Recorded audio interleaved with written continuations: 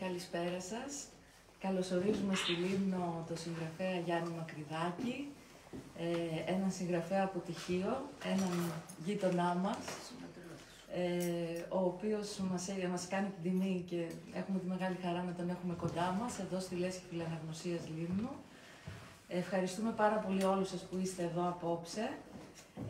Ο κύριος Μακρυδάκης θα κάνει μια κουβέντα μαζί μας, δεν θα είναι δηλαδή μια βιβλιοπαρουσίαση ακριβώς, θα είναι περισσότερο μια κουβέντα πάνω στο έργο του και να μοιραστεί και τις σκέψεις του και τους προβληματισμούς του μαζί μας, όπως διατυπώνονται και μέσα από το λόγο του.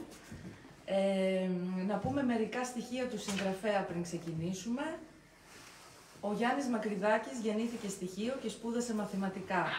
Το 1997 ίδρυσε το Κέντρο Χιακών Μελετών Πελληναίο με σκοπό την έρευνα και τη διάδοση της ιστορίας, της φύσης και του πολιτισμού της Χίου. Έχει εκδώσει πολλές ιστορικές αφηγήσεις, μυθιστορήματα και νουβέλες. Τα τελευταία χρόνια ζει στη Χίο, ασχολείται με τη μαστιχοκαλλιέργεια και τη φυσική ζωή στο νησί.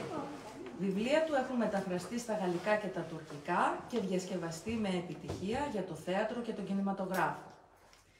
Να αναφέρουμε τα έργα του: Ανάμιση στενεκές μυθιστόρημα, μετάφραση στα τουρκικά, Σιγματένοι όλοι, Χιώτες, πρόσφυγες και στρατιώτες στη Μέση Ανατολή, αφηγήσεις 1941-1946 μαρτυρίες, 10.516 μέρες ιστορία της νεοελληνικής Χίου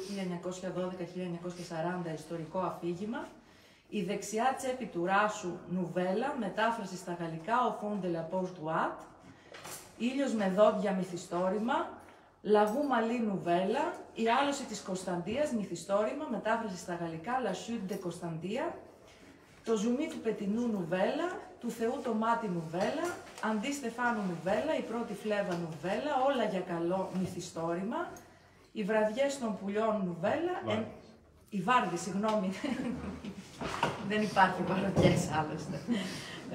1,5 δευτερόλεπτο φως νουβέλα, Τα απόνερα της Σοφίας μυθιστόρημα, Υποπόταμη συντροφιάς νουβέλα. Είναι ένας συγγραφέας που αντλεί την έμπνευσή του από την παράδοση και την νησιωτική ζωή, χωρίς όμως να εγκλωβίζεται σε αυτές. Στο έργο του, το παρελθόν λειτουργεί ως καθρέφτης, μέσα από τον οποίο αντανακλώνται οι αγωνίες, οι κρίσεις και τα αδιέξοδα του σύγχρονου ανθρώπου. Οι ιστορίες του, τοποθετημένες σε μικρές κοινωνίες της Χίου ή άλλων επαρχιακών τόπων, φωτίζουν τη σύγκρουση ανάμεσα στις παλιές συντηρητικές αξίες και στις νέες, πιο ανοιχτές αντιλήψεις του σήμερα. Ο συγγραφέας δεν καταγγέλει απλώς, ούτε εξιδανικεύει. Παρατηρεί με διεισδυτικότητα, σχολιάζει με λεπτή ηρωνία και αποκαλύπτει τις αντιφάσεις μιας κοινωνίας που προσπαθεί να ισορροπήσει ανάμεσα στο οικείο και στο παγκόσμιο. Η γραφή του Γιάννη Μακρυδάκη συνδυάζει την τοπικότητα με τον οικουμενικό προβληματισμό. Μέσα από τη γλώσσα, τα επαγγέλματα, τις σχέσεις και τις νοοτροπίες των απλών ανθρώπων, μεταφέρει διεθνή ζητήματα, οικολογικά, κοινωνικά, υπαρξιακά ή ηθικά, στο μικρόκοσμο της ελληνικής επαρχίας. Με αυτόν τον τρόπο επιτυγχάνει μια πρωτότυπη μορφή τοπικής παγκοσμιότητας. Τα μεγάλα θέματα του κόσμου διατυπώνονται με ταπεινά μέσα από φωνές καθημερινών ανθρώπων. Με τη βαθιά κοινωνική ευαισθησία και γνήσιο ανθρωπισμό, δεν γράφει απλώς για το νησί του, αλλά για την ίδια την ανθρώπινη συνθήκη, όπως αυτή εκδηλώνεται στα όρια της κοινότητας, της φύσης και του χρόνου. Κύριε Μακρυδάκη, πείτε μας ποιος καλός άνεμος σας έφερε κοντά μας. Μονοχιά. Ευχαριστώ για την εισήγηση. Υπάρχει ένα βιβλίο ακόμα το τελευταίο που δεν το ανέφερες. Το... Α, ναι, βέβαια. Στη σκιά του όρους, όχι, ναι. Εν τη ρήμη του λόγου το ξέρεις. Και σας πω και γι' αυτό. Ήθελα πολλά χρόνια να έρθω εδώ, γιατί έχω... εντάξει, κοντά είμαστε, δεν είχα έρθει ποτέ. Και πολλά έχω ακούσει για τη Λίμνο και ήξερα ότι θα μ' αρέσει το νησί. Είχα μιλήσει και με πολλούς ανθρώπους από τη Λίμνο τότε, πριν από 10-12 χρόνια, τότε που είχαμε τα θέματα με τις ανεμογεννήτριες του Ρόκα. Είχα μια εκκρεμότητα Δηλαδή ήταν μια εκκρεμότητα για μένα αυτή. Βασικά το πιο σημαντικό από όλα είναι ότι εδώ έρχονταν διακοπές η προδοτοριά μου, η Μάνια, η Καραϊτίδη, η γιαγιά της εστίας, ας πούμε. Και κάθε καλοκαίρι ήταν εδώ έμενε. Να πούμε βέβαια ότι η αξία του έργου σας φαίνεται και από το γεγονός ότι σας εκδίδει ένας τόσο σημαντικός εκδοτικός οίκος, η εστία. Για μένα ήταν μεγάλη τύχη αυτή στη ζωή μου να με διαβάσει η κυρία Μάνια.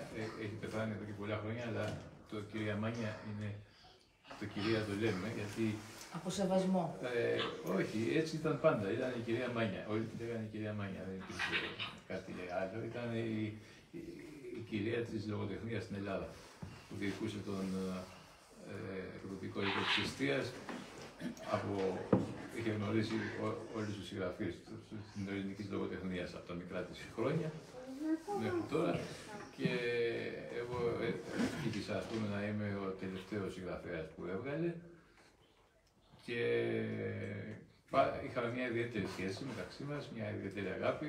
Γνωριστήκαμε μέσα από τον Ανάμεσα στην Τενεκέ, το πρώτο μου βιβλίο, που το είχα στείλει στην εστία όταν το έγραψα, και το διάβασε η κυρία Μάνια και με πήρε τηλέφωνο τότε και γνωριστήκαμε. Και πάντα όποτε την έψαχνα τα καλοκαίρια να δω τι κάνει, που είναι, τι κάνει, πάντα ήταν εδώ, πάντα στη Λίμνο ήταν. Ήταν το αγαπημένο της νησί. Και μάλιστα όταν έγινε η έκδοση του Ανάμεσα στην Τενεκέ, είχαμε κανονίσει μια παρουσίαση στοιχείο. Εκεί και εγώ πρώτο βιβλίο, ήμουν κάπως ενθουσιασμένος τότε, και ήρθε από τη Λίμνο, ήταν μεγάλη ηλικία, μαζί με μια φίλη της, και πήραν το πλοίο. Ήταν τα δρομολόγια από τότε μέχρι σήμερα τα ίδια. Τίποτα δεν αλλάζει. Και πότε μιλάμε περίπου? Το 9, το 8. Καλά, εμείς από πριν από το Πολύ πριν. Τα ίδια, 9 ώρες, μέσα στη νύχτα. Και φτάσανε το πρωί το ξημέρωμα στην Κύρια, και το επόμενο καράβι, την επόμενη 2-3 μέρες που ξαναπερνάει, φύγαμε. Και πάντα έλεγα ότι θα έρθω, και τώρα είναι και μια ευκαιρία έτσι για να γίνεται, είναι ένα μνημόσυνο στην κυρία Μάνια που μας άφησε πριν μερικά χρόνια. Τώρα, αν δεν ήταν η κυρία Μάνια, δεν θα γράψει τίποτα, ή δεν θα ήμουν εγώ εδώ, δεν θα είχαμε βρεθεί, δεν θα είχαμε εκδοθεί, διότι... Μου κάνει εντύπωση, γιατί θεωρούμε ότι οι συγγραφείς έχουν μια ορμή μέσα τους, η οποία τους σωθεί να γράφουν έτσι κι αλλιώς. Αυτό βέβαια υπάρχει, αλλά εγώ επειδή δεν το ξέρα, δεν είχα ποτέ σκοπό, ούτε είχα ποτέ φανταστεί, ούτε είχα κανένα όνειρο να μείνω συγγραφέα. Και τώρα που έχω γράψει κάποια βιβλία, πάλι δεν με ενδιαφέρει το να έχω τίτλος του συγγραφέα. Πιο πολύ μου αρέσει που είμαι αγρότης και που κάνω παραγωγή μαστίχια και κήπους και ό,τι κάνω, παρά τα βιβλία. Θέλω να πω ότι τα βιβλία βγήκαν μόνα τους, τα πρώτα. Εδώ στην αρχή που έκανες μια αναφορά στα βιβλία, είπες πρώτα το Ανάμεσα στην Τενεκέ και μετά είπες το 10.000 μέρες του Συρματένιου. Ναι. Θα σου πω τη σωστή σειρά. Η σωστή σειρά είναι Συρματένιου το πρώτο, μετά το 10.000 μέρες και μετά Ανάμεσα στην Τενεκέ. Και γιατί το λέω αυτό? Γιατί εγώ σπούδασα μαθηματικά, γιατί από μικρός ήθελα να γίνω ταξιτζής, μετά ήθελα να γίνω μαθηματικός.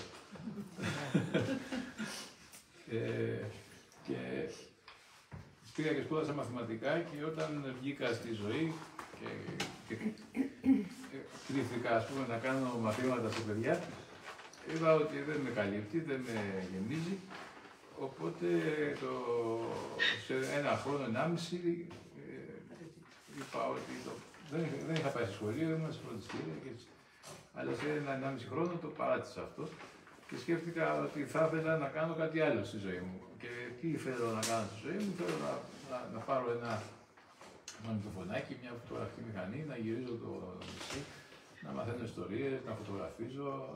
Και αυτή είναι και η πρώτη ύλη ενός συγγραφέα εδώ που τα λέμε. Αλλά εγώ δεν είχα καμία σχέση. Αν δεν είχατε αυτή την πορεία, δεν θα είχατε και το υλικό που σας όφησε. Ναι, φυσικά. Απλά εγώ δεν είχα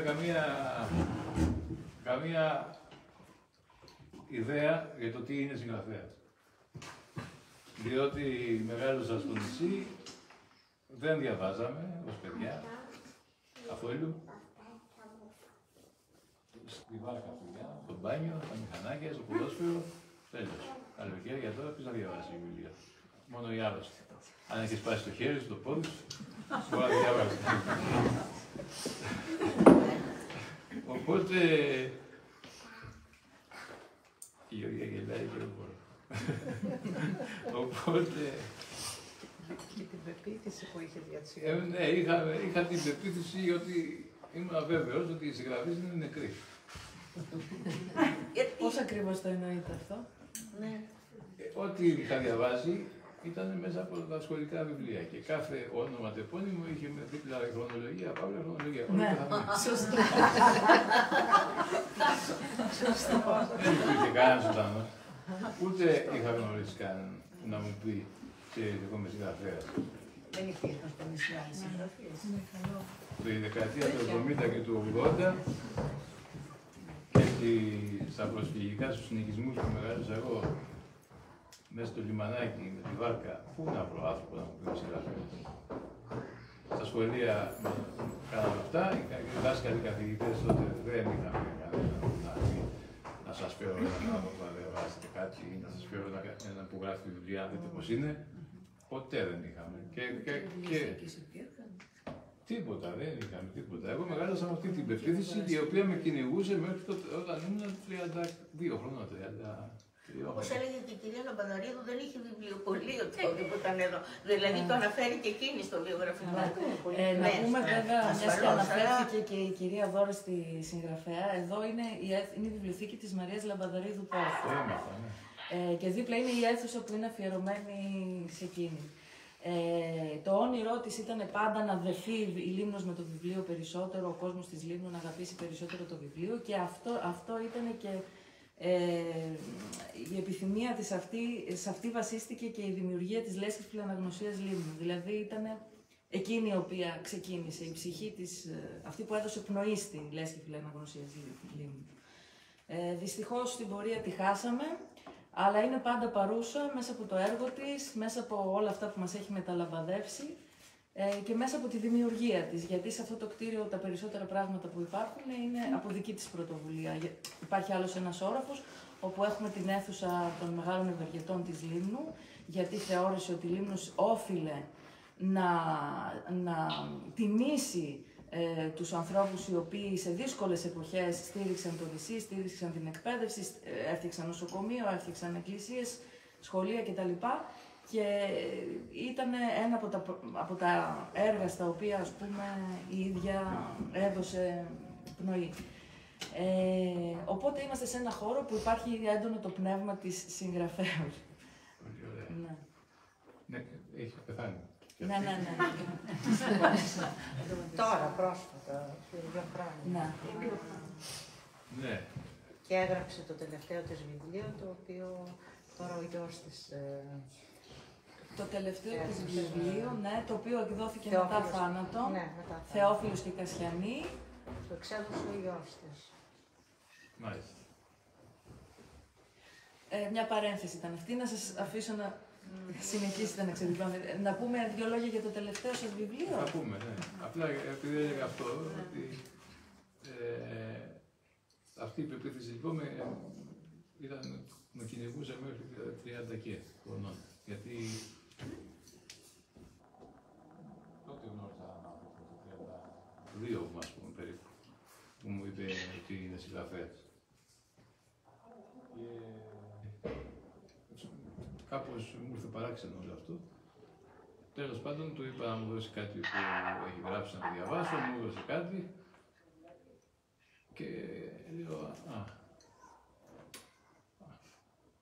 κατάλαβα ότι κάτι παίζει ότι που δεν το έχω αντιληφθεί. Ότι κάποιοι που γράφουν κάποια πράγματα ονομάζουν συγγραφείς. Εγώ τους συγγραφείς τους είχα μέσα στο κεφάλι μου ένα τιμής πολύ, πολύ ψηλό. Ακόμα έτσι το δεν ονομάζω, δεν αυτό αποκαλούμε συγγραφές. Ασκούμε. Να σας πω κι εγώ το ίδιο είχα με τους δημοσιογράφους. Ναι, γιατί δυσκολευόμουν να αποδεχτώ. Ναι, όλοι οι συγγραφείς είναι στην Ελλάδα. Όλοι αποκαλούνται συγγραφείς στην Ελλάδα. Τέλος πάντων, πιο πολλοί από τους αναγνώστες. Κανείς δεν λέει αναγνώστες. Οι συγγραφείς δεν είναι πολλοί. Εγώ τότε λοιπόν είχα ξεκινήσει να βγάζω και το περιοδικό στοιχείο, το Περιναίο, που έκανα τις γύρες στο νησί, μάθαινα ιστορίες και έκανα με τους συνεργάτες μου διάφορα αφιερώματα στο νησί. Η δουλειά η δικιά μου ήταν δουλειά που σήμερα θα την ονομάζαμε δουλειά κοινωνικής ανθρωπολογίας. Τότε δεν υπήρχε αυτό. Μαθαίνατε την ανθρωπογεωγραφία του νησιού. Ναι, μάθαινα έτσι, είχαμε και περιέργεια. Μ' άρεσε να ακούω και μ' άρεσε και να μεταδίδω, να μεταλαμπαδεύω, ας πούμε, τις ιστορίες που μάθαινα, είχα έναν ενθουσιασμό να τις μεταδώσω. Οπότε πιστεύω ότι αυτός ο ενθουσιασμός της μοιρασιάς των ιστοριών, αυτός είναι που κάνει έναν άνθρωπο και κινητοποιεί έναν άνθρωπο να γράψει. Όταν βγεις από το σπίτι σου να πας κάπου και κάτι δεις στον δρόμο και σου κάνει εντύπωση και θες να πας να το πεις στους φίλους σου, αυτός ο ενθουσιασμός είναι που κινητοποιεί να φύγεις. Εσείς τώρα, άμα φύγετε από εδώ και πάτε στο σπίτι ή σε ένα μέρος με άλλους φίλους και θέλετε να τους πείτε τι είπαμε, ο Μαχαιρδάκης είπε ότι οι συγγραφείς είναι νεκροί. Βγάλατε τίτλο. Να το πω δημοσιογραφικά.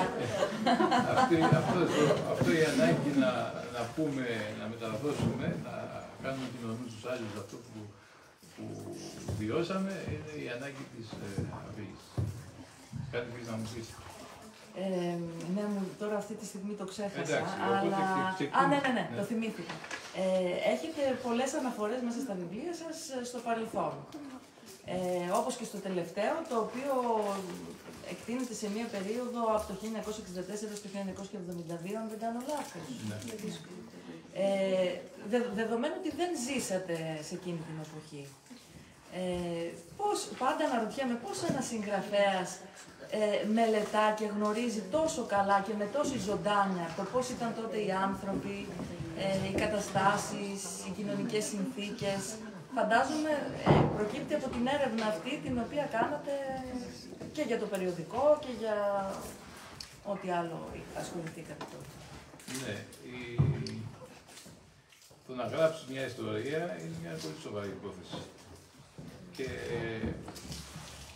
δεν κάθεσαι, ας πούμε, να γράψεις κάτι αυτά που νιώθεις μόνο. Πρέπει να κάνεις μια έρευνα γύρω από το θέμα. Και η έρευνα πρέπει να έχει κάποια τεκμήρια, να είναι βασισμένη σε κάποια τεκμήρια. Εμένα η λογοτεχνία που γράφω είναι βασισμένη σε 3 πυλώνες.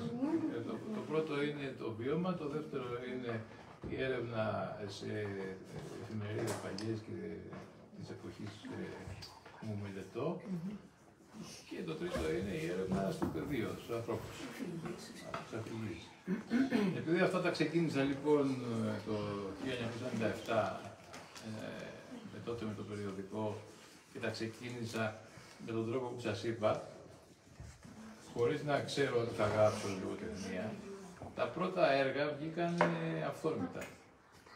Δηλαδή, τι έγινε, γνώριζα κάποιους γέροντες στοιχείο, οι οποίοι είχαν να μου πούνε κάποιες ενδιαφέρουσες προσωπικές ιστορίες από τη Μέση Ανατολή, που φύγανε πρόσφυγες του 40. Και όταν τους ηχογράφησα και τους άκουγα μετά στο σπίτι και τους απομαγνητοφωνούσα, έβλεπα ότι εδώ έχουμε ένα υλικό που μπορεί να είναι ιστορικό υλικό. Και άρχισα να θέλω να βρω κι άλλους και να βρω ανθρώπους που είχαν ζήσει όλες τις πτυχές της ιστορίας εκεί. Οπότε έκανα αυτή την έρευνα για 4-5 χρόνια, ηχογράψα καμιά 50 ανθρώπους. Η σειρματένη ξεσειρματένη. Και μετά όταν τους ηχογράφησα και είχα το υλικό, είπα ότι πρέπει να το γράψω το υλικό γιατί να μείνει. Έτσι. Δεν το είχα σκοπό από την αρχή. Έτυχε. η έρευνα με έσπρωξε, μου το έβγαλε μπροστά μου. Μετά και βγήκε αυτό το βιβλίο, Συρματένη και Συρματένη. Να κάνουμε μια παρένθεση, γιατί μου κάνει εντύπωση ο τίτλος. Αυτό πώς προκύπτει το Συρματένη σε Συρματένη? Όταν βγήκαν οι Χιώτες και όλοι οι Έλληνες πρόσφυγες στη Μέση Ανατολή, στην Κύπρο, στη Συρία. Πρόσφυγες ήταν. Από το Χίο πήγαν πρόσφυγες. Όλοι κρυφά με καΐκο με τέτοια, δεν περνούσαν στη Μέση Ανατολή. Λέγονται αυτοί που φεύγουν από τον τόπο. Από τον πόλεμο. Λόγω πολέμου. Ναι, πρόσφυγες είχε μια άλλη. Δεν είναι καμία άλλη. Αυτοί είναι πρόσφυγες. Τι είναι. Κρυφά φεύγουν. Ναι, εντάξει. Πρόσφυγες. Νομίζω ότι εμπίπτει στον ορισμό του πρόσφυγα αυτό. Πολύτως πρόσφυγες. Χιώτες πρόσφυγες στη Μέση Ανατολή. Όπως είχε πρόσφυγες Χιώτες στο Χαλέπι το 1941, έχει και Σύρους πρόσφυγες στη Χίο τώρα. Ακριβώς με τον ίδιο τρόπο. Οι άντρες πήγανε στο στρατό της Μεσανατολής, οι γυναίκες τα παιδιά πήγανε σε στρατόπεδα συγκέντρωσης ή σε σπίτια στην Κύπρο. Στην Κύπρο, στο Χαλέπι, στη πηγή του Μωυσέως, φτάσανε μέχρι το Βελγικό Κονγκό. Και τότε οι άντρες που πήγανε στο ναυτικό, στο πεζικό, στην αεροπορία και κάνανε τον ελληνικό στρατό Μεσανατολής, πολέμησαν στο Λαραμέν, κάνανε τον Ιερό Λόχο, πήγαν, απελευθέρωσαν τα Δωδεκάνησα, πήραν μέρος σε διάφορες αποστολές και κάνανε και την επανάσταση του ελληνικού στρατού τότε. Και μετά οι Εγγλέζοι τους βάλανε στα σύρματα. Οπότε αυτοί που πήγαν στα σύρματα και φυλακιστήκαν για 2,5-3 χρόνια στην Ασμάρα, στο Δεκαμερέ, ήταν οι Συρματένοι. Αυτοί που δεν πήγαν στα σύρματα ήταν οι ξέσυρματοι. Και αυτή η δουλειά, αυτός ο τίτλος βγήκε από την αφήγηση ενός ανθρώπου που όταν εγώ τον ηχογράψα ήταν περίπου 90 χρονών και θυμόταν την επιστροφή τους πια. Ήταν αυτός ο στρατιώτης που ήταν στα σύρματα. Και θυμόταν την επιστροφή τους που τους πήραν οι Εγγλέζοι και μας πήραν, λέει, το 1946, Συρματένοι, Συρματένοι, όλοι μας βάλανε στα καλά. Το είπε δηλαδή ένας άνθρωπος. Το είπε. Ναι. Και έμεινε. Και το βάλα τίτλο. Όπως τώρα εγώ είπα και μου λες βγει τίτλο. Ναι, σωστά. Ύστερα που συμπληρώνεται από κάποιες, τι γράφει μετά, άρα, τι γράφει ο τίτλος, συμπληρωματικά. Συρματένοι όλοι, Χιώτες πρόσφυγες, στρατιώτες στη Μέση Ανατολή. Οι γυναικόπαιδα ήταν πρόσφυγες, οι άντρες είχαν πάει στρατιώτες. Αυτό λοιπόν βγήκε έτσι από μια αφήγηση ενός ανθρώπου που μου έκανε ένα κλικ και είπα να ψάξω το θέμα. Με τον ίδιο τρόπο, αυτό είναι το πρώτο βιβλίο. Με τον ίδιο τρόπο, με αυτόν τον τρόπο δηλαδή ανάλογο, βγήκε και το δεύτερο που ήταν το 10.516 μέρες η ιστορία της Νεοελληνικής Χίου. Τι έγινε τότε? Τότε ήταν το 2000, το Millennium, παραμονές του 2000. Σκέφτηκα να πάω στη βιβλιοθήκη του Κοραή που έχει παλιές εφημερίδες και να βρω εφημερίδες της εποχής της παλιάς, να κάνω ένα αφιέρωμα, να βρω τα γεγονότα τα πιο σημαντικά, μιας και μπαίνουμε στον καινούριο αιώνα, και να κάνω μια έκδοση με τα πιο σημαντικά γεγονότα του αιώνα, του παλιού κτλ. Και πάω στη βιβλιοθήκη και ξεκινήσω από τις εφημερίδες του 12, που είναι το έτος της απελευθέρωσης, όπως και εδώ. Έτσι και στοιχείο το 12 που πέρασε η Χίο στον ελληνικό κράτος. Και ανοίγοντας τις εφημερίδες να κάτσω να τις μελετήσω, να βρω τα γεγονότα τα σημαντικά, έβλεπα ότι σε κάθε είδηση που διάβαζα ήταν σημαντική για μένα. Δεν μπορούσα να ξεχωρίσω τις σημαντικές από τις μη σημαντικές, διότι κάθε είδηση είχε μέσα κάτι το οποίο ήταν σημαντικό. Δηλαδή έλεγε σήμερα την πρωία στην πλατεία της Χίου ο Λούστρος Δημητράκης κατέπεσε 6 καμινέας και φωνεύθη. Δηλαδή κατέπεσε από μια μουριά στην πλατεία της Χίου και χτύπησε το κεφάλι και σκοτώθηκε. Και λέω η Χίος, η πλατεία είχε μουριές το 12. Από κάθε είδηση, από κάθε διαφήμιση, από κάθε χρονογράφημα, από κάθε λέξη έβγαζα μια πληροφορία για την εποχή που μου ήταν πολύτιμη. Οπότε δεν μπορούσα να ξεχωρίσω ποια είδηση είναι σημαντική και ποια σημαντική, όλα ήταν σημαντικά. Οπότε τι έκανα, λέω δεν θα βγάλω, τα κύρωσα τη σκέψη του να βγάλω ένα βιβλίο με τα σημαντικά και είπα θα τα γράψω όλα, θα τα μελετήσω όλα, ό,τι θα γίνει. Και έκατσα 8 χρόνια, μελέτησα 11.500 φύλλα εφημερίδων. 8 χρόνια σας πήρε αυτή η έκδοση. 8 χρόνια δεν είχα στο μυαλό μου έκδοση. Είχα να μελετήσω τις εφημερίδες, να δω, να μάθω ότι είχα μια ανάγκη να μάθω τον τόπο. Πολλά χρόνια μετά, είχα φιλοξενήσει την Καριστιάνη με τον Βούλγαρη, στο χωριό, στη Χωρισό, και ο Βούλγαρης πήγε στα παιδάκια του σχολείου που κάναμε μια συγκέντρωση να τους μιλήσει και τους είπε ότι το πρώτο πράγμα που ένιωσα όταν ήμουν μικρός και ήθελα να ξεκινήσω να δω τι θα κάνω ήταν ότι ήθελα να μάθω τον τόπο. Και άμα θες να ξεκινήσεις να γίνεις καλλιτέχνης, συγγραφέας, σκηνοθέτης, κινηματογραφιστής, πρέπει να μάθεις τον τόπο σου. Να ξεκινήσεις να μάθεις τον τόπο σου, τους ανθρώπους του και την ιστορία του. Εγώ λέει ξεκίνησα από τα καφενεία του περάματος. Κατέβαινα στο πέραμα και πήγα στα καφενεία και μάθαινα από τους ανθρώπους του περάματος τις ιστορίες εκείνης της ζωής τους. Εγώ ξεκίνησα από τις εφημερίδες της παλιάς εποχής και από τους γέροντες που μου λέγανε τις αναμνήσεις τους. Αυτοί οι δύο πυλώνες λοιπόν, που βγάλανε τα βιβλία Συρματένη σε 10.000 μέρες από το 12 στους 40 και 10.000 φύλλα εφημερίδων, και μετά ο τρίτος πυλώνας το βίωμα, γιατί ένα απόφευκτο το βίωμα, φέρανε κάποιες ιστορίες μέσα στο κεφάλι μου που δεν θα μπορούσα να μην τις πω, γιατί ήταν πολύ ενδιαφέρουσες. Και η πρώτη ιστορία ήταν ανάμεσα στις ταινικές. Ήταν η ιστορία του ληστοφυγόδικου του Γιώργη του Πέτρικα, που είχε κάνει ένα φόνο ερωτικού πάθους το 1915. Αυτό μυθοπλασία ή πραγματικά? Είχα βρει στις εφημερίδες το φόνο, τα στοιχεία κλπ. Είχα βρει κάποιες αψημαχίες με τις δυνάμεις καταστολής, τις αστυνομίες που είχε φύγει στα βουνά, που κυνηγούσαν κτλ. Το ψάχναν για χρόνια, μου είχε κεντρήσει το ενδιαφέρον και κάποια στιγμή μετά από χρόνια είχα πάει σε ένα μέρος, σε ένα χωριό, σε ένα βουνό μαζί με έναν γέροντα να μου πει κάποια τοπονύμια και ακούσα και μια τουφεκιά και λέει ο γέροντας, πέρασε ένα παιδί μικρό, 15-16 χρόνια με ένα κυνηγετικό όπλο και λέει ο γέροντας, δεν πέτυχα με σπασοκόγια σας. Και λέω, γιατί τον είπες πέτυχα, έτσι τον λένε, λέει, όχι, λέω, γιατί τον είπες πέτυχα, λέει, γιατί είναι τζαμπέτης.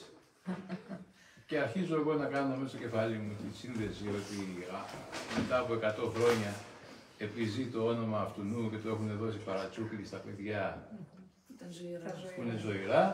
Αρχίζω να ψάχνω γύρω-γύρω και βλέπω ότι αυτό ισχύει και σε άλλα μέρη του νησιού και με ερεθίζει αυτό το πράγμα και αρχίζω να ψάχνω. Και βγήκε η ιστορία αυτή πάλι μόνη της. Δεν την είχα εγώ, δεν είχα σκοπό.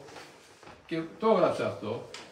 Και γιατί το έγραψα αυτό, θα σας πω αγγελιάστηκε. Γιατί τον καιρό εκείνο είχα κάτι μια παρέα ανθρώπων και ο ένας ήταν και δικηγόρος και που γούσταρε να ακούει για τον Πέτρικα και για τον πιάσανε άνθρωπο. Και μαζευόμαστε κάθε Παρασκευή βράδυ σε ένα μπαρ που πηγαίναμε και τους έλεγα τι είχα ανακαλύψει σε εφημερίδες και στα χωριά που γύριζα. Αλλά τη μια Παρασκευή ερχόταν ο ένας έλειπε, ο άλλος έλειπε και με φέσανε να τα ξαναλέω και τους είπα, σας βαρέθηκα, θα κάτσω να τα γράψω. Θα τα γράψετε το βιβλίο μου, να τα μάθετε.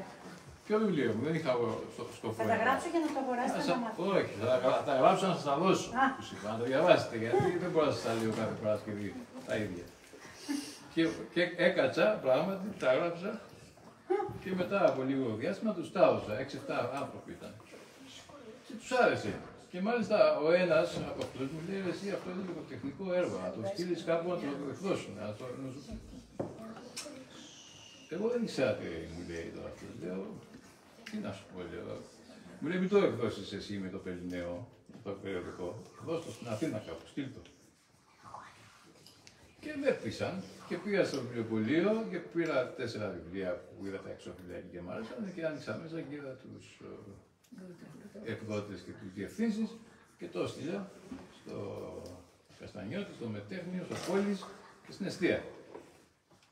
Και μου έρχονται σε μια εβδομάδα, 2 εβδομάδες, μου έρχονται όλες οι απορριπτικές. Αλλά δεν μου λέγανε για ποιο λόγο. Εγώ νόμιζα ότι θα σου πούνε ότι εγώ σου λένε κάτι για αυτό που διαβάζανε. Αυτοί λέγανε όχι. Σκέτο, ευχαριστούμε. Τυπικά πράγματα. Τυπικά πράγματα, ναι. Και κάποια στιγμή μετά από ένα εξάμηνο που είχα και ξεχαστεί κιόλας, με πήρε τηλέφωνο η Εύα η Καραϊτίδη, που το είχε διαβάσει και η Αμάνια, η μαμά της, και της άρεσε και της το πρότεινε και έτσι έγινε η δουλειά. Γνωριστήκαμε και πήγα στην Αθήνα και κάναμε το συμβόλαιο και βγήκε το βιβλίο. Και όταν βγήκε το βιβλίο, υπήρξαν πάρα πολλοί άνθρωποι και στοιχείο αλλά και γενικά σε όλη την Ελλάδα που μου στέλναν mail. Είδα μια ασυνήθιστη κίνηση, ανταπόκριση. Εγώ μέχρι τότε έβγαλα περιοδικό, είχα βγάλει τα βιβλία τα ιστορικά για το νησί, έγραφα σε εφημερίδες, δεν έβλεπα τόσο ωραία ανταπόκριση.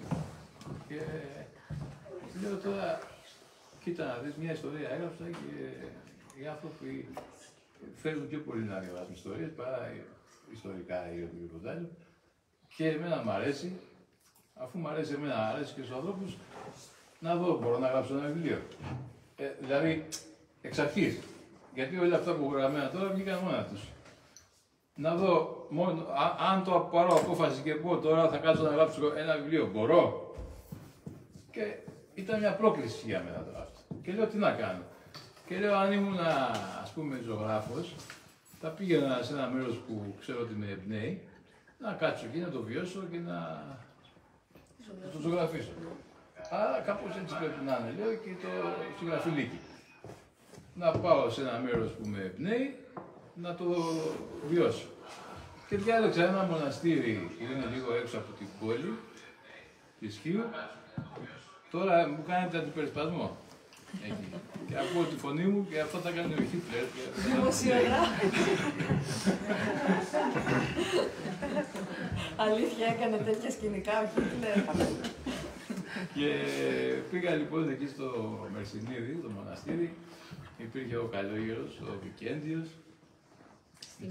Με τη σκυλίτσα του, Μερσινίδη λέγεται, με τη Διώτησα. Είναι έξω από τη Χίο, βόρεια, μετά το Βροντάο. Το χωριό του παππού μου παρακαλώ. Το χωριό του παππού. Και πήγαινα εκεί, πήγαινα κάνα τρίμηνο σχεδόν κάθε μέρα. Το βίωνα το πράγμα, τους ανθρώπους που ερχόταν, άκουγα, ένιωθα. Και κάποια στιγμή ένιωσα ότι έχω μαζέψει εικόνες, ερεθίσματα, συναισθήματα και μπορώ κάτι να γράψω, θέλω κάτι να γράψω πάνω σε αυτό. Αλλά δεν ήξερα ποια είναι η ιστορία που θα είναι ο συνδετικός κρίκος όλων αυτών των συναισθημάτων και των εικόνων που ήθελα να δώσω και βασάνιζα το μυαλό μου να βρω μια ιστορία που θα πω, η οποία θα παίζεται εκεί. Και ξυπνάω ένα πρωί και ανοίγω τον υπολογιστή και διαβάζω ότι τα μέσα στη νύχτα είχε πεθάνει ο Αρχιεπίσκοπος ο Χριστόδουλος. Οπότε την ώρα που το διάβασα λέω τη νύχτα που πέθανε ο Αρχιεπίσκοπος γέννησε εσείς. Έκανε 3 κουτάβια σαν χτυπημένα ποντικάκι. Και λέω για να κάτσω να το γράψω αυτό γιατί μου αρέσει σαν αρχή. Και όπως έκανα να το σημειώσω, έτσι να σηκώθηκα από τον υπολογιστή. Σηκωνόμουν μόνο για να φάω και για να κοιμηθώ. Αυτό είναι το βιβλίο. Αυτό είναι η δεξιά τσέπη του Ράσου. Είναι εξαιρετικό. Και βγήκε από μέσα μου σε 21 μέρες όσο κάνει η κλωσού να βγάλει τα πουλιά. Ήταν έτοιμο. Τα είχα όλα μέσα μου. Μόλις πέθανε ο Χριστόφορος μου έδωσε και την έμπνευση της ιστορίας. Δεν είναι μαγικό αυτό? Μαγικό. Τελείως. Ανεξήγητο μπορώ να πω. Σε 21 μέρες να πεις μια ολόκληρη ιστορία που μπορεί να γίνει βιβλίο. Μετά το πήρε, όταν βγήκε το βιβλίο, ακριβώς μετά από 2-3 μήνες, με πήρε τηλέφωνο ο Γιάννης Ολαπατάς, ο σκηνοθέτης μου λέει θέλω να το κάνω ταινία κτλ. Εγώ δεν ήξερα ότι έγραψα ένα βιβλίο, όχι ότι θα γίνει ταινία. Του είπα, άμα μπορείς, κάνε το. Και με τη ευθύνη μου. Και έκανε 9 χρόνια να το κάνει ταινία ο Λαπατάς. Από την ημέρα που μου είπε θέλω να το κάνω ταινία, μέχρι την άλλη μέρα που πήγε και παρουσιάστηκε η ταινία στη Θεσσαλονίκη στο φεστιβάλ, πέρασαν 9 χρόνια. Και μου λέει, είδες, εσύ κάθεσαι με το μολυβάκι σου και γράφεις μόνος σου και εκφράζεσαι και δημιουργείς, ενώ ο σκηνοθέτης πρέπει να βάλει όλα τα άστρα στη σειρά. να συνεργαστεί, να βρει λεφτά, να βρει ανθρώπους 9 χρόνια. Και μπορεί ποτέ να πεθάνει και να μην έχει κάνει να μην έχει βγάλει από μέσα του τη δημιουργικότητά του. Αυτή είναι η μεγάλη αδικία. Το σενάριο το ελέγξατε? Όχι, δεν ελέγχω τίποτα. Εγώ δεν μπορώ να ελέγχω γιατί δεν ξέρω. Καταρχάς είμαι άσχετος με αυτά. Παίρνω, δικό μου.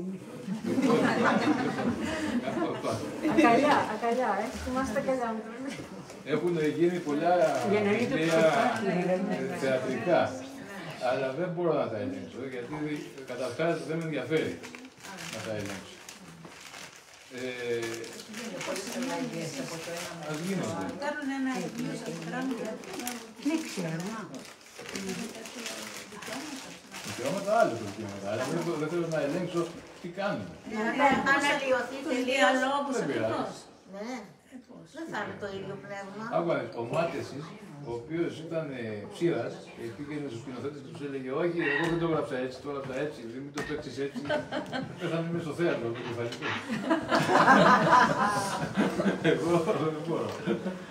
Κάποιος σκηνοθέτης είναι έργο δικό του αυτό που θα κάνει. Εγώ έγραψα το βιβλίο.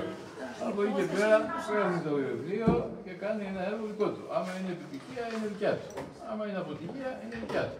Δεν έχω καμία δουλειά.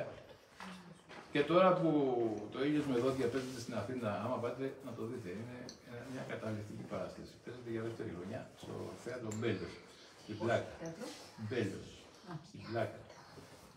Παίζεται τώρα για δεύτερη χρονιά. Και είναι καταπληκτική παράσταση. Δεν συμμετείχα εγώ καθόλου στο σενάριο, πήγα και το είδα. Και πάντα έτσι λέω. Και η Βαγενά που με πήρε τηλέφωνο να Υπάρχουν κάνει. μεγάλες αποκλήσεις από το κείμενο, το δικό σας. Όχι, δεν παίζουν μεγάλες αποκλήσεις. Απλά οι άνθρωποι το προσαρμόζουν σε χρόνους και σε ιδέες που θέλουν. Τώρα αυτός ο σκηνοθέτης έχει μια καταπληκτική ιδέα, έχει βάλει τον ήρωά μου να τον παίζουν δύο. Έχει κάνει διπλή ενσάρκωση του ήρωα. Και είναι καταπληκτική η σκηνοθετική ιδέα. Και το σενάριο είναι πολύ ωραίο. Ο σκηνοθέτης ποιος είναι? Το Ζερίτης, Θανάσης Ζερίτης. Τον παίζουν δύο λόγω διαφοράς ηλικίας? Όχι, ταυτόχρονα. Ταυτόχρονα. Δύο. Προσπαθώ να το φανταστώ. Παίζουν τον ήρωα, παίζουν και τους άλλους ήρωες.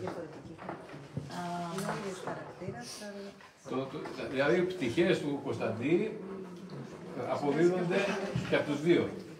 Μάλιστα. Ωραία. Πιάνει την ψυχολογία του. Ναι. Διαφορικά. Ναι. Οπότε έχει γίνει θέατρο αυτό, έχει γίνει η δεξιά της Επικουράσου, έχει γίνει η Άλλος της Κωνσταντίας. Ας πούμε, η Άλλος της Κωνσταντίας με πήρε τηλέφωνο η Βαγενά όταν βγήκε η Άλλος της Κωνσταντίας και μου λέει 12 χρόνια κλαίω που παίζω το Γάλια. Τώρα λέει θέλω να παίξω να γελάσω λίγο πάνω στη σκηνή και θέλω να μου δώσει την Άλλη της Κωνσταντίας. Γιατί το διάβασα και γέλασα. Λέω να το πάρει. Και το παίξαμε με τη Γερασιμίου. Η Άλυση της Κωνσταντίας τι περίπου? Θα σου πω. Και μου λέει θα κάνει το σενάριο ο Χρήστος ο Βαλαβανίδη. Θυμάστε το Χρήστο? Ναι, στους αυθαίρετους. Μπράβο. Και μετά από μερικές μέρες με παίρνει τηλέφωνο ο Βαλαβανίδης. Και μου λέει θα κάνω το σενάριο, του λέω το ξέρω. Μου λέει θέλω να συνεργαστούμε για το σενάριο για να μην κάνω καμιά αλλίωση του πνεύματος και τα λοιπά και με παρεξηγήσει. Του λέω δεν θα σε παρεξηγήσω, δεν θα κάνω τι θες. Μα όχι, μου λέει θέλω. Λέω άκου να δεις. Άμα θες να κάνουμε κάτι μαζί, έλα εγώ μια εβδομάδα στο χωριό. Να κάτσουμε εδώ, να πάμε, να πούμε. Και έρχεται. Και ήρθε, έκατσε μια εβδομάδα μαζί μου, μου φτιάξε, ήταν και ωραίος μάγειρας, καταπληκτικός. Κάτσαμε, φάγαμε, ήπιαμε, μου φτιάξε και κάτι γυμνούλες για τις πάπιες εκεί, για τις κότσες τα λοιπά στον κήπο. Και φεύγει μετά από μια εβδομάδα, δεν είπαμε καμία κουβέντα για αυτό. Και μόλις το πήγα στο αεροπλάνο μου λέει, τώρα ξέρω πώς θα το κάνω. Και το έκανε.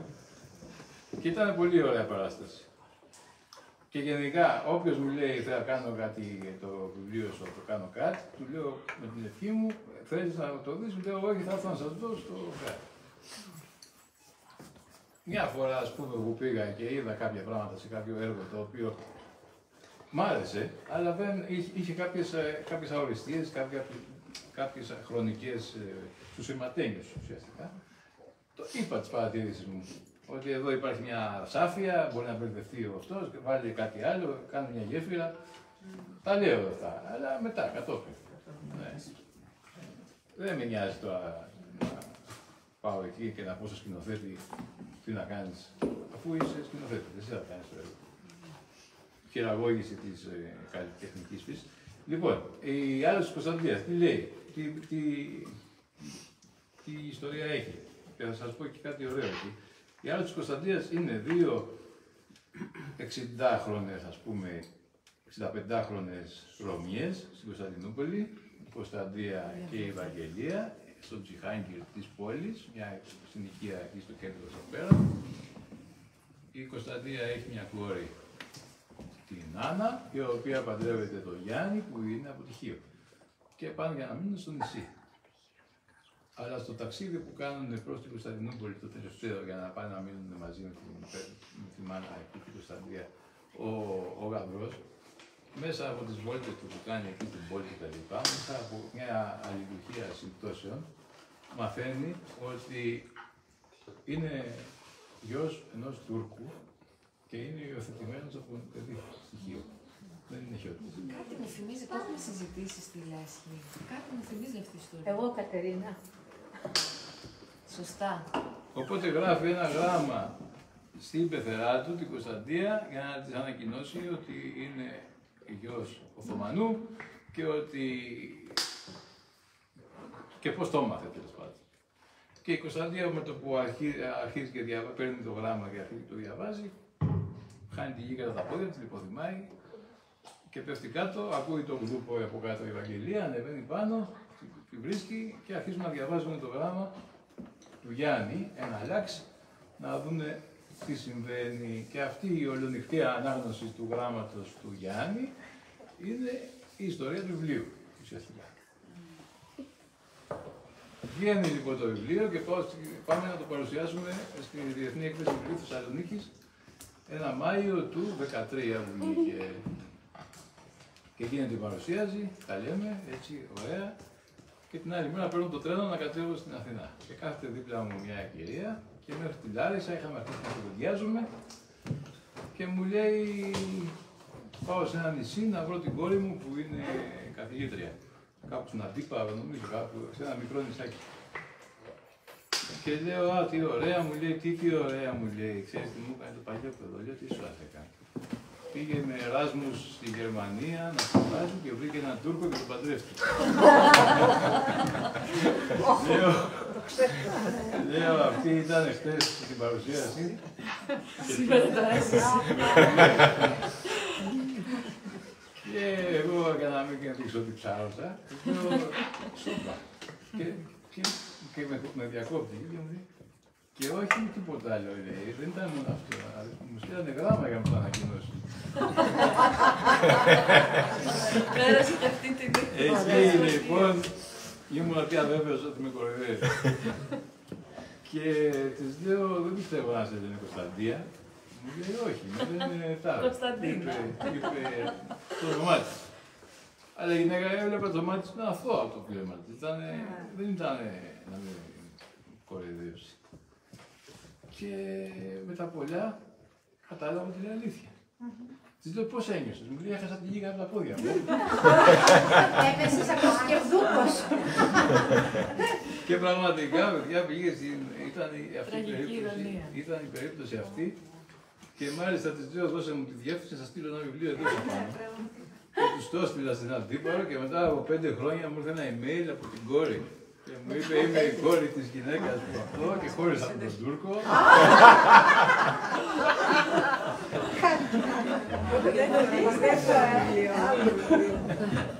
Και λες, κοίτα, δεις η ζωή, τι φέρνει. Τρομερό. Τρομερό. Αυτό το παίξε η Βαγενά με την Γερασιμίδου και τον Βασίλη τον Παλαιολόγο, 3 άτομα. Ωραία η παράσταση ήταν. Πήγαμε και την παίξαμε και στην Κωνσταντινούπολη. Αυτό ήταν το έργο. Η σειρά είναι των λογοτεχνικών ανάμεσα τενεκές, δεξιά της Επιτουράσου, Ήλιος με δόντια. Ο Ήλιος με δόντια είναι που σας είπα που παίζετε τώρα. Και αυτό είναι μέσα από τις εφημερίδες της εποχής εκείνης, γιατί ο Κωνσταντής ο ήρωας λέει τη ζωή του από το 1910 μέχρι το 1944, είναι τη μαύρη μέρα που έγινε εκείνο το δυστύχημα.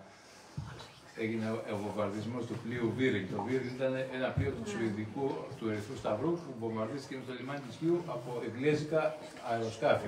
Και επειδή ήταν συμμαχικός ο βομβαρδισμός, ήταν ανεξήγητο. Γιατί ποιο λόγο τον κάνει σύμμαχοι τον βομβαρδισμό αυτόν. Και δεν το αιτιολόγησε κανένας αυτό, ποτέ.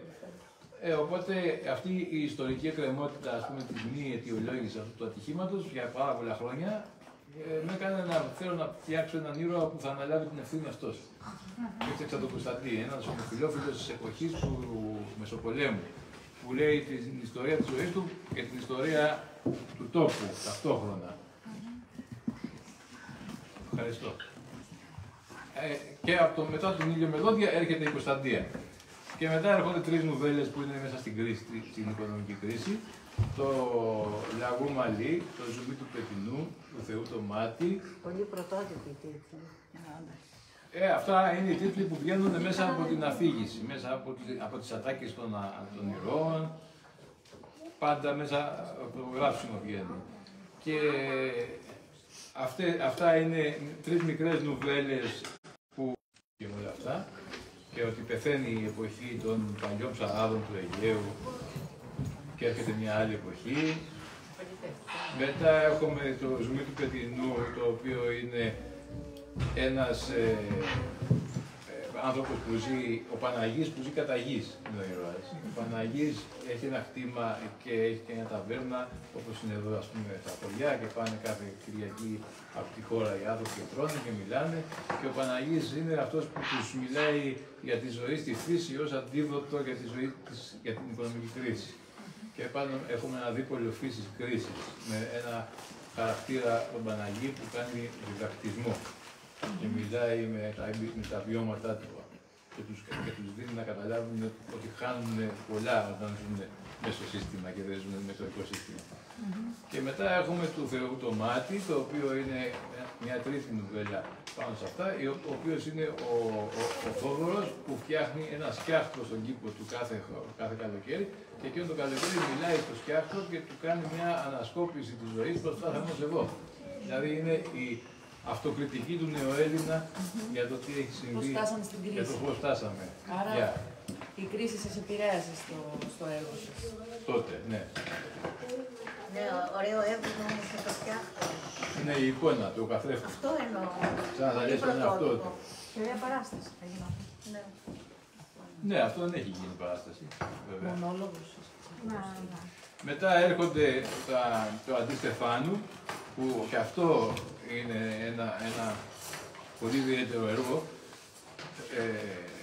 κάπως ερετικό, που δίνει όμως μια πολύ ελπιδοφόρα και ανακουφιστική ματιά στο θάνατο. Χθες στη Μυτιλήνη μια φίλη έλεγε ότι όταν το διάβασε η μητέρα της που ήταν κοντά στα 90, χαλάφωσε. Πήρε μια άλλη ιδέα για το θάνατο. Και αυτό είναι το έργο αυτό, και μιλάει για έναν άνθρωπο, τον Στέφανο, που είχε σπουδάσει γιατρός, παράτησε στην ιατρική και έμαθε εναλλακτικές καλλιέργειες και μεθόδους για να καλλιεργεί τη γη, και μιλάει ουσιαστικά για τον κύκλο της ζωής μέσα από αυτό που τρώμε και που αφοδεύουμε, και πώς το κορμί μας γίνεται φυσικό λίπασμα ή γίνεται χημικό λίπασμα ανάλογα με το που ζούμε, και ποιος είναι ο κύκλος της ζωής και του θανάτου, που ο θάνατος είναι ξανά ζωή, και είναι ο Στέφανος αυτός, είναι νεκροθάφτης. Θα έχει απεινθοποιήσει εντελώς το θέμα. Και με αυτά που κάνει στο νεκροταφείο, δημιουργεί στο νησί σούσκουρο και πολύ ενόχληση, και τον βγάζουν από το νεκροταφείο. Μέσα σε 40 μέρες, ίσα πρόλαβε να διοριστεί, και μάλιστα μία κηδεία πρόλαβε να τελέσει για τη μητέρα του. Και με αυτά που κάνει, μέσα στην βιογραφία τον βγάζουν. Και όλη αυτή είναι η ιστορία του Αντιστεφάνου που είναι και με χιούμορ και με όμως φιλοσοφική τέτοιου είδους προσέγγιση. Και αυτή η ιδέα που ήρθε. Από μένα. Ναι. Από τη ζωή μου. Ήμουνα τότε ομοφάγος, 4 χρόνια. Vegan. Όχι vegan, ομοφάγος. Δεν έτρωγα. Ψητό. Ναι, και επειδή. Σήμερα φαγητό. Ναι, αυτές. Το παραλήρημα ενός ομοφάγου. Καταλαβαίνετε. Σας είχε επηρεάσει. Να αποπρίζεις τα κολοκύθια κάθε πρωί ξυπνώντας στον κήπο, να πηγαίνεις εσύ να αφοδεύεις τα φυτά σου και όλο αυτό. Και ήταν το να εντάξεις το κορμί σου στο οικοσύστημα. Το να έχεις το pH του αίματος σου ή το pH του χώματος. Δηλαδή... Το συνεχίζετε αυτό? Τώρα όχι, γιατί έχω τη Γεωργία που δεν το επιτρέπει. Δεν μαγειρεύει. Έχετε το πει του πειρασμού. Όχι, το έκανα 4 χρόνια και το κόψα. Νιώθατε καλά, σαν στην υγεία σας με αυτό? Ένιωθα πολύ καλά, ναι, τότε. Και τώρα νιώθω όμως. Ήταν ακραίο αυτό που έκανα. Ακραίο. Αυτό σαν πειραματισμό το κάνατε ή επειδή θεωρούσατε ότι έτσι έπρεπε να είναι? Θεωρούσα ότι έτσι. Φιλοσοφία. Ναι, τότε θεωρούσα ότι έτσι. Μετά το μετρίασα κάπως. Και τώρα δεν τρώω τα πάντα, αλλά έχω μετριάσει, δεν είμαι ούτε στην ομιφαγία, ούτε στην κρεατοσχέδια. Είμαι σε ένα μέσο, ας πούμε, σήμερα έφαγα μέλι. Εντάξει. Αλλά τότε ήταν μια περίοδος 4 ετών που ήμουνα δοσμένος ένα με τη φύση, ένα με τη γη. Ήρθε η Γαλλίδα, η εκδότριά μου, η Σαμπίν, να με γνωρίσει τότε στη Βολισσό και έφυγε τρέχοντας.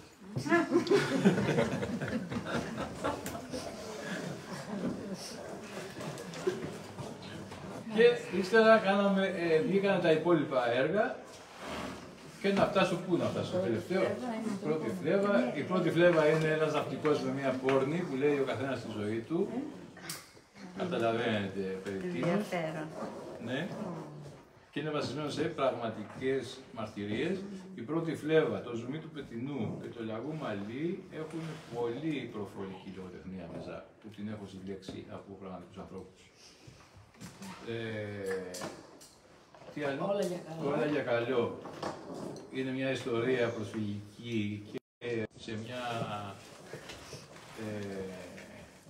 εκεί έχουμε το λεωβοκομείο της Χιού, το λεπροκομείο το παλιό, που είναι ένας πολύ ωραίος χώρος και κάνουμε και λογοτεχνικές περιηγήσεις εκεί.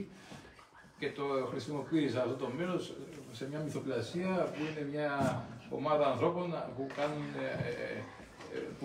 που συνδράμουν και έχουν αλληλεγγύη στους πρόσφυγες που έρχονται. Και παίζεται μια ιστορία με τους παλιούς χιώτες πρόσφυγες του 40 και με τους καινούριους που έρχονται τώρα. Μπρος πίσω. Το 1,5 δευτερόλεπτο φως που παίζεται στην Ικαρία αυτό, το φάρο της Ικαρίας, δεν ονοματίζεται στο νησί, αλλά είναι ο φάρος στην Ικαρία. Είναι μια σκληρή ιστορία με ένα φαροφύλακα.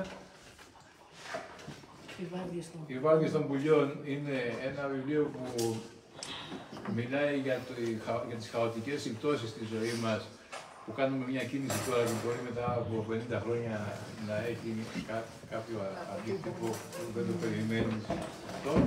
Και αυτό παίζεται μέσα από κάποιες ιστορίες που λέω, οι οποίες είναι ιστορίες των προγόνων μου και των ανθρώπων του συνοικισμού του προσφυγικού.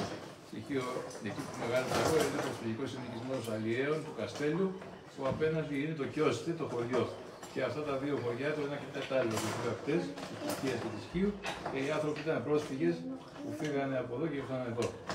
Και κάνω μια ιστορία πάνω στο προσφυγικό, πάνω στους ανθρώπους των δύο χωριών. Αλλά και μετά, μέχρι το δεύτερο παγκόσμιο πόλεμο, την ιστορία του παππού μου, του Γιάννη Μακρυδάκη, που δεν το γνώρισε ούτε ο πατέρας μου, γιατί ο παππούς μου πνίγηκε στον Ατλαντικό με το ακτιβισμό από το γερμανικό υποβρύχιο. Και μιλάω και για αυτά τα γεγονότα. Και οι ιστορίες όλες που λέγονται μέσα σε αυτό το βιβλίο είναι αληθινές, αλλά τα πρόσωπα που τις ζουν είναι μυθοπλαστικά και οι σχέσεις μεταξύ τους.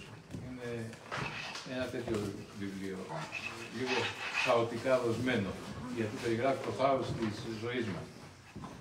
Και τα απόνερα της Σοφίας είναι μια ιστορία σύγχρονη για την χειραγώγηση των ανθρώπων που κάνουν στα παιδιά τους για τον επαγγελματικό προσανατολισμό. Έχουμε έναν πατέρα που σπρώχνει το γιο του να γίνει συγγραφέας. Αυτό είναι τεράστια κοινωνική εκπληγή. Γιατί καταλήγουμε σε ανθρώπους οι οποίοι είναι... υπηρετούν το όραμα των... Δεν είναι ο εαυτός τους. Ναι, Προσποιούνται ρόλους που δεν... Αυτό λοιπόν είναι το βιβλίο. Προσποιείται το ρόλο που του δώσει ο πατέρας του. Αυτό. Παραπώνερα της Σοφίας. Δεν θυμάμαι αν ξεχνάω κανένα και φτάνουμε στο τελευταίο, στη σκιά του Ρουσόκη, που αυτό είναι μια ιστορία ενός ανθρώπου που το 1970 στην Κιό έζησε τότε, ήταν περίπου 20 ετών και πήγε στην Αθήνα και έκανε επέμβαση αλλαγής φύλου. Αυτός ήταν ένας μεγάλος κορίτσι.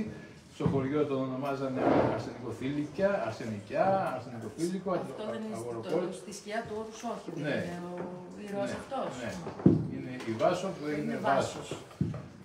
Και είναι πάνω στην Τίνα που έγινε Τίνος. Το 70 στοιχείο. Ήταν υπαρκτό πρόσωπο. Ήταν υπαρκτό πρόσωπο. Βρήκα κάποιες πληροφορίες από τις εφημερίδες εποχής. Πήρα και κάποιες πληροφορίες από ανθρώπους που θυμόταν την υπόθεση αυτή, που είχαν γνωρίσει το πρόσωπο κτλ. Έκανα μια μυθοπλασία. Γινόταν στη Λίμνο το 68, 69, 70 που ήταν η τηλεόραση στα πρώτα της βήματα. Εξέπεμπαν από την Αθήνα τα δύο κανάλια, ας πούμε, το ΕΡΤ1 και το ΕΡΤ2, η ΕΝΕΒ και η ΕΡΤ και η ΕΝΕΒ. Η ΕΝΕΒ εξέπεμπε από τον ημιτό. Η ΕΡΤ εξέπεμπε από την Πάρνηθα. Από την Πάρνηθα για να φτάσει το σήμα στοιχείο είχε μπροστά του το όρος όχι, της Εύβοιας. Οπότε η Χίος βρισκόταν στη σκιά του όρους όχι. Και δεν έβλεπε τηλεόραση. Έτσι πάμε από την Εύβοια στοιχείο. Γιατί και εγώ αναρωτιόμουν, το όρος όχι είναι στην Εύβοια. Οπότε έγραψα μια ιστορία που παίζεται στη σκιά, αλλά έχει διτό νόημα τώρα, έτσι. Και ο άνθρωπος αυτός ήταν στη σκιά του εαυτού του, γιατί ένιωθε άλλο από αυτό που ήταν, από αυτό που έδειχνε, από αυτό που νόμιζαν. Δέχτηκε πολύ bullying, δέχτηκε όμως και πολύ αλληλεγγύη από ανθρώπους. Και αναβιώνω λοιπόν και την εποχή και την κοινωνία. Και είναι και επίκαιρο Μέσα πολύ αυτό το θέμα. Ξεκινήσατε από την επικαιρότητα που είναι πολύ καιρό τώρα αυτό το θέμα και σας ήταν το ένα. Το ένα που μας έρχεται ήταν ότι πήγα στη βιβλιοθήκη του Κοραή να βρω τις εφημερίδες την εποχή που γεννήθηκα, να δω τι συνέβαινε και είδα αυτή την είδηση. Αλλά ήταν λίγο πριν είχε γίνει αυτό που είχε γίνει στους Ολυμπιακούς Αγώνες με την Αυγερινή Πυγμάχο πρόπερση που είχε δημιουργήσει μια μεγάλη κοινωνική συζήτηση. Και γι' αυτό η Βάσο, επειδή κέρδισε στους αγώνες από τη διάβαση. Ναι, επειδή κέρδισε στους αγώνες, είπανε ότι επειδή ήταν Βάσος, πώς το λένε, κορόιδοψε. Ναι, έφτιαξα μια Ολυμπιάδα το 1968 στοιχείο να συμμετέχει η Βάσο που της κάνανε bullying. Αλλά το βασικό, ξέρετε ποιο είναι, ότι ψάχνοντας τον τύπο τον παλιό και γενικότερα στο διαδίκτυο μετά για πληροφορίες, είδα ότι τίποτα από αυτά που λέμε τώρα και που σημαίνει τώρα δεν είναι καινούριο, όλα υπήρχαν τότε, ακριβώς τα ίδια. Και ακόμα και το 1964 και το 1968 στους Ολυμπιακούς Αγώνες ήταν οι σοβιετικές αθλήτριες Ουκρανές στην καταγωγή, Νατάνοβνα Πρες, οι οποίες λέγανε την Άθληση. Απλώς τώρα το συζητάμε πιο ανοιχτά, προβληματιζόμαστε. Και τότε το συζητούσαν πολύ ανοιχτά και τότε ψάρανε οι ειδήσεις μέχρι τα χωριά και τότε ακριβώς τα ίδια γινόταν. Και δεν υπήρχε Facebook και δεν υπήρχε ίντερνετ. Και ξέρανε στην Καλαμωτή της Χίου ότι η Νατάνοβνα Πρες είναι άντρας. Μπορεί να είναι άντρας. Τα ξέρανε, δηλαδή μιλάμε ότι ό,τι είναι τώρα ήταν και τότε. Και εμάς μας φαίνονται τώρα καινούρια. Και αυτό ήταν που με έκανε να τα γράψω όλα αυτά, γιατί έπαθα και εγώ πλάκα όταν τα συνειδητοποίησα. Και είναι πολύ επίκαιρο. Και στην εκδήλωση που κάναμε στη Χίο για να το παρουσιάσουμε, σηκώνεται μια κυρία και λέει: αυτό το βιβλίο με άγγιξε πάρα πολύ, γιατί έχω και εγώ μια περίπτωση, το παιδί μου που ήταν Κωνσταντίνος και έγινε Κωνσταντίνα. και παθαίνουμε όλοι σοκ. Και πώς το πήρα και λέει 7 χρόνια, 8, πάλευα μέσα μου, πέρασα όλα τα στάδια του πένθους και όλα. Τώρα το έχω αποδεχτεί, το αγαπώ το παιδί μου και το στηρίζω και το βοηθάω και να και η Κωνσταντίνα και έρχεται. Και κάναμε πολύ ωραίες συζητήσεις. Πήγαμε και στον Ιαννό στην Αθήνα μαζί και κάναμε μια εκδήλωση. Η Βάσο που έγινε Βάσος είναι ένα τραγικό πρόσωπο ή ένα πρόσωπο το οποίο... Δηλαδή πώς βιώνει αυτή την κατάσταση μέσα στο βιβλίο σας? Αυτό λοιπόν ήταν για μένα μια μεγάλη πρόκληση, γιατί δεν ήξερα πώς να το δώσω και το έδωσα με πολύ διαφορετικό τρόπο. Το έδωσα μέσα από τις αφηγήσεις 4 ανθρώπων που είχαν γνωρίσει. Δεν μιλάει καθόλου ο ήρωας, η ηρωίδα που έγινε ήρωας. Μιλάνε ο Αντώνης ο ηλεκτρονικός που βάζει τηλεοράση στα σπίτια και είχε τον Βάσο από τη στιγμή που άλλαξε φίλο, τον είχε βοηθό του, αλλά πριν αλλάξει φίλο τον κοροϊδεύε. Μιλάνε ο στοιχειοθέτης ο Στέφανος, που έγραφε τις εφημερίδες της εποχής της Υφίσης. Μιλάει ο καθηγητής ο Νεοδιόριστος που είχε οργανώσει τους αγώνες Ολυμπιακούς στο χωριό, ήταν υπέτειος του bullying ουσιαστικά. Και μιλάει και η Φρόσο, η γυναίκα του φωτογράφου του Γεράσιμου, ο οποίος Γεράσιμος ήταν αυτός που είχε βάλει την ιδέα στη Βάσο να αλλάξει φίλο. Και όλοι αυτοί οι άνθρωποι που ήταν κοντά στη Βάσο που έγινε Βάσος και την ξέραν από πρώτο χέρι και ως Βάσο και ως Βάσο, λένε την ιστορία. Και έτσι είναι μια ιστορία ειδωμένη μέσα από το φίλτρο 4 ανθρώπων, υπομένη. Και εκεί καταλαβαίνεις ότι σε άλλες στιγμές ήταν τραγικό πρόσωπο, σε άλλες στιγμές ήταν ηρωικό πρόσωπο, σε άλλες στιγμές ήταν ένας άνθρωπος που είχε, όπως όλοι μας,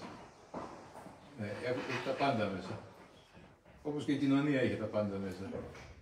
Και η κοινωνία τον στήριξε, τον βοήθησε και οικονομικά, τον βοήθησε και σε όλα τα επίπεδα. Έγινε άντρας και του λέγανε δεν μπορείς να πας με γυναίκες. Δηλαδή, οι ίδιοι που τον λιδωρούσαν ως γυναίκα, τον λιδωρούσαν μετά και ως άντρας. Οι άνθρωποι είναι οι ίδιοι. Είναι θέμα ανθρώπου, δεν είναι θέμα της φύσης και του φίλου του καθενός. Αυτά. Ξέρω εγώ, σας κούρασα.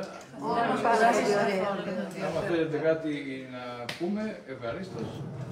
Άλλο, κάποια ερώτηση, κάτι να πείτε, κάτι έχετε διαβάσει, ορίστε. Καλησπέρα, είμαι η Αγγελική και αν και δεν είμαι εκπαιδευτικός, συνεργάζομαι με αρκετά σχολεία στο νησί για προγράμματα εκπαιδευτικά και πολιτιστικής εκπαίδευσης. Φέτος λοιπόν κάνουμε με τα παιδιά των γυμνασίων της Λίμνου, κάνουμε ένα πρόγραμμα που λέγεται «Η Λίμνος μέσα τους, ο τόπος της έμπνευσης ως τρόπος ζωής».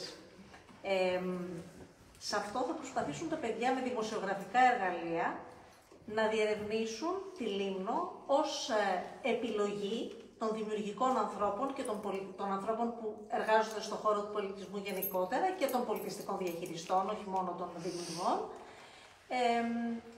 και θα προσπαθήσουν να δουν τι κάνει τους ανθρώπους που ζουν στο νησί, να παραμένουν στο νησί ή τι δεν κατάφερε να τους κρατήσει εδώ, τι τους κάνει να περνούν μεγαλύτερο χρόνο στην Αθήνα